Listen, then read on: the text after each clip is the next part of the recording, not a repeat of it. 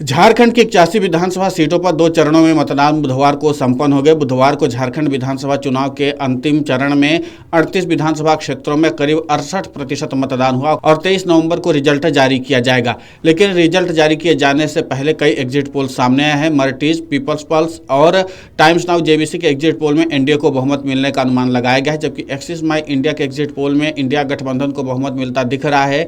81 सीटों में से इंडिया गठबंधन को 53 सीटों पर जीत मिल सकती है, जबकि एनडीए के खाते में केवल 25 सीटें मिलने के आसार हैं।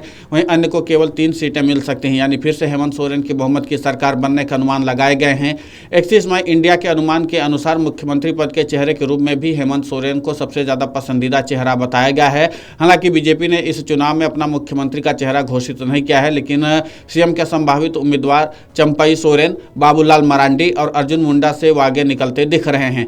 एक्सिस माई इंडिया एग्जिट पोल का दावा है कि भाजपा नेता बाबूलाल मरांडी को मुख्यमंत्री के रूप में 13% लोगों ने पसंद किया, जबकि पूर्व मुख्यमंत्री चंपई सोरेन को 7% लोगों ने और पूर्व मुख्यमंत्री रघुवर दास को 3%, पूर्व मुख्यमंत्री अर्जुन मुंडा को 1% और बीजेपी के किसी अन्य उम्मीदवार को 12% लोगों ने मुख्यमंत्री के रूप में पसंद किया है। वहीं सुदेश महतो को 1% लोगों ने मुख्यमंत्री के रूप में पसंद किया है। एक्सिस माई इंडिया एग्जिट पोल का अनुमान है कि राज्य के 41% लोगों ने मुख्यमंत्री हेमंत सोरेन को पसंद किया है। कल्पना सोरेन को 1%, झारखंड मुक्ति मोर्चा के किसी अन्य उम्मीदवार को 2%, कांग्रेस के किसी अन्य उम्मीदवार को 2% और टाइगर जयराम महतो को 7% तथा अन्य को 10% लोगों ने मुख्यमंत्री के रूप में पसंद किया है। एक्सिस माई इंडिया एग्जिट पोल के अनुसार अगर दक्षिणी छोटा नागपुर रीजन की बात करें तो यहाँ एनडीए का प्रदर्शन काफी खराब रहा। इस क्षेत्र की 15 सीटों में से इंडिया के खाते में 12 और एनडीए के खाते में 3 सीटें आ सकती हैं। संथाल परगना क्षेत्र में एनडीए की स्थिति यही रहने की उम्मीद है। इस रीजन में 18 सीटों में से इंडिया को 15 और एनडीए को 3 सीटें मिलने का अनुमान है। कोल्हान क्षेत्र की 14 सीटों में से इंडिया को 9 और एनडीए को 5 सीटें मिल सकती हैं, जबकि पलामू क्षेत्र की 9 सीटों में से 5 सीटें इंडिया, 3 सीटें एनडीए और 1 सीट अन्य के खाते में आ सकती है। एक्सिस माई इंडिया एग्जिट पोल में इंडिया गठबंधन की प्रचंड जीत होने की उम्मीद जताई गई है। झारखंड की 81 सीटों में से इंडिया गठबंधन को 53 सीट मिलने का अनुमान है, जबकि एनडीए गठबंधन को 25 सीटें मिलने की उम्मीद है। वहीं जेएलकेएम को 2 सीट और अन्य को 1 सीट पर जीत मिल सकती है। एग्जिट पोल 2024 के अनुसार संथाल परगना में एनडीए केवल 3 सीटों पर सिमटता दिख रहा है, जबकि इंडिया गठबंधन को 15 सीटों पर बढ़त मिलने के अनुमान है। वोट शेयर की बात करें तो एनडीए को केवल 37% वोट मिलने की संभावना जताई गई है, जबकि इंडिया गठबंधन को 52% वोट का समर्थन मिलता दिख रहा है। अन्य दलों के हिस्से में 8% वोट जा सकते हैं। चंपई सोरेन बीजेपी में शामिल होने के बाद माना जाता है कि संथाल परगना में आदिवासी वोटों पर बीजेपी की पकड़ मजबूत होगी। हालांकि एग्जिट पोल के आंकड़े कुछ और ही कहानी बयां कर रहे हैं।